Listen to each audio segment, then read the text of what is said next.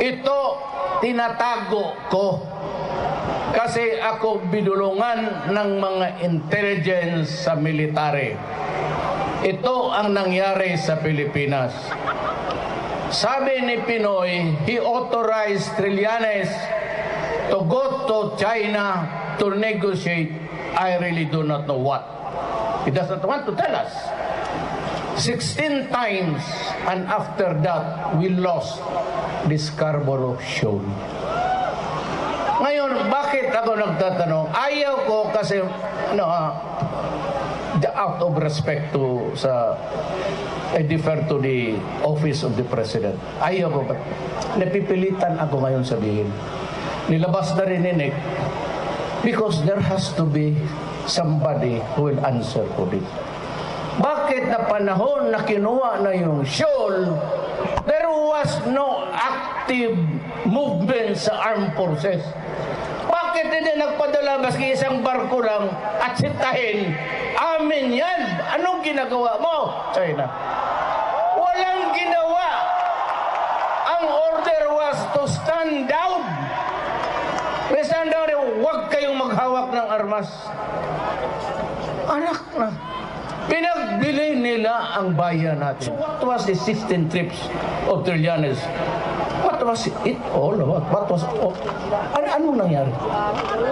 Yan ang ayaw ko sanang bitawan kasi mainit ang mga sundalo.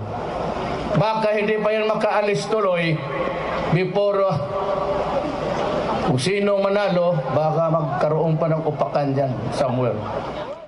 A backroom negotiation with the Chinese for this Scarborough. Yes, and the And president... you were telling me about treason. Remember? Yes, and that the president answered you directly that he authorized me. He told it in your face, Mr. President. What? Yes, that's correct. Oh, that's correct. I accepted that because precisely. I did not know that you were authorized. But the fact is that I asked you, whom did you talk to in China? I don't need to report to the Senate President, Mr. President. You have a duty I to am not, report what you do obliged. as a senator to this chamber. And in fact, you have a duty to notify the office of the Senate President when you leave this country to go abroad. But I did And not. the only time that I have authorized you is one time. I do not know how many times you have been to China. My understanding is you have been to China talking to the Chinese government for 6 times already. Yes. And And that you have met them 15 or 16 times. For Yes. what reason? We do not know. Are you becoming a fifth columnist of the Chinese in this country? The Senate President is not privy to the backroom channel talks, and I'm not obliged in any way to I think you divulge. have a duty to inform the people. I'm not. I have already informed the people, but not the Senate President. I'm not obliged to report to the Senate President, and all this line of questioning is irrelevant again. And should this line of questioning continue, I will have to say that I will refuse to yield anymore the floor. No, I'm asking you. I'm asking you a question. You went to China. You asked the ambassador of the Philippines there, Madam Brady, for a meeting, and you said, do not take notes during our conversation. And you called the Secretary of Foreign Affairs a traitor. In fact, you told me that he committed treason. Yes, it was an executive session, and we're not supposed to And I divulge will what's read, happening in you the... want, I will read into What- the record your conversation with Brady But it's and his supposed notes to the Department of Foreign It's Affairs. supposed to be a confidential matter. Yes, but there's nothing So, confidential. even in the executive meeting, cabinet meeting, in the cabinet meeting in Malacanang, Mr. President, I will refuse to answer if that's Because going you to be the cannot line. answer the No, questions I'm because going it's to ask going you to about be your improper meeting. in this particular interpellation. Because you cannot answer I the can questions answer. I'm going to I ask can you. answer, but I won't be baited into that trap. You met, The point you met here Brady. is, Mr. President, this is Mr. how I President, felt. may I request this gentleman Mr. President, to in be that case, admonished. I will refuse to yield the floor anymore Well, for in that case, I any will read it to, interpolation. I will And, read it to the record, the notes that Mrs. Brady or Ambassador Brady wrote about your conversation with her in Beijing on August 12, 2012. You want me to read point this? of order, Mr. President. You want me to read this? A point of What is the order. point of order?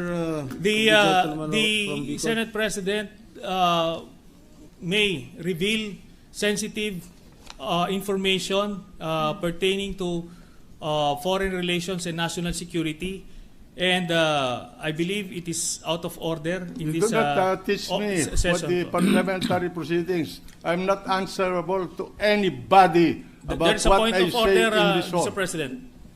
The Senate President may proceed. All right, and I have here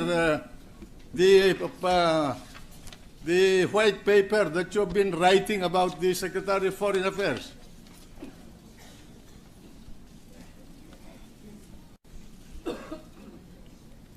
August 17 2012. He cannot take the hit. He's a coward. Senator Trillanes requested that no notes be taken. That's one. Two, what the Chinese want is to tone down the rhetoric. He met the night before Mr. President. Mr. with the President. senior Chinese Point of order, Mr. MFA President. officials. A gentleman from Taguig. Just a point of inquiry and a point of order. Senator Trillanes had the floor, and he refuses to answer more questions. So the Senate President has all the right to continue and to speak if he rises on a point of personal privilege. Well, But- then I will take the... Yes, Mr. President.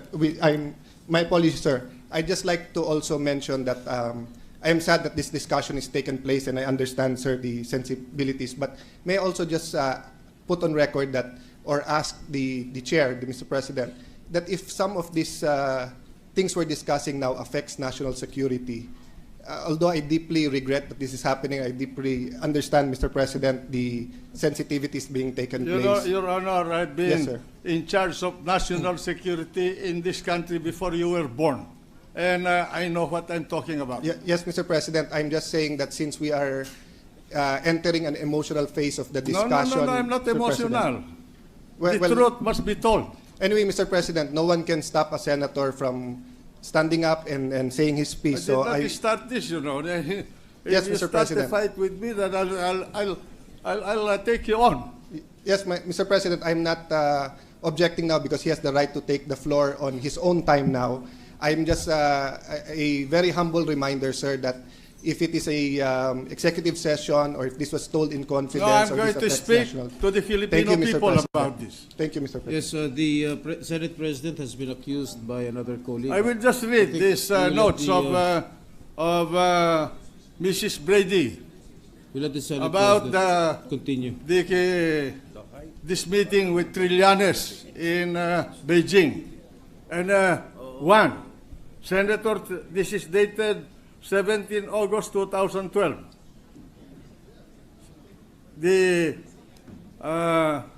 These are notes made by, I have it here with me, the official copy. But I had it enlarged because I have a problem with reading. And I will read it to you. Yes. This is my own time now. One, Senator Trillanes requested that no notes be taken. Two, what the Chinese want is to tone down the rhetoric. He met the night before with senior Chinese MFA official, Ministry of Foreign Affairs. Three, Senator was initially approached by Executive Secretary. Four, when he got involved, it was in the height of the problem. He had to find out what was happening, so he tried to see whether this was a move of the Americans. He was suspecting the Americans as involved in the conflict. You know, it's irrelevant because Yes. you are telling falsehoods here. I take exception to that statement. I Mr. am President. saying you're telling falsehoods here Well, because there are records of our proceedings. Well, Mr. President, All right.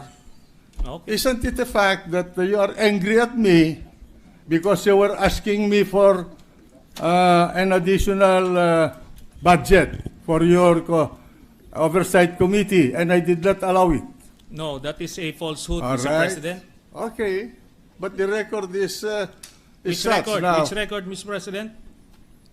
Which record, Mr. President? Can, if you want, if you are actually daring this representation, Mr. President, for us to take out the list that detailed the actual budget for all the oversight, we can go there, but I'm not inclined to, Mr. President. You know, Mr. Senator, I was the one who took you out of the rut where you were imprisoned in Camp Crame. I never did this before. I went out of my way to talk to people so that you can get back here in the Senate, and I guaranteed your presence here. But I'm not saying this because Precisely I want you're you saying to it, Mr. owe President. any favor to me. I'm just putting that on record to show the character of each one of us here. Okay, second, I'm sure that you resented my statement when we were in the cabinet, when you were presenting your supposed position as against the position of the Department of Foreign Affairs, when President Aquino invited me to attend a cabinet meeting on the Scarborough problem.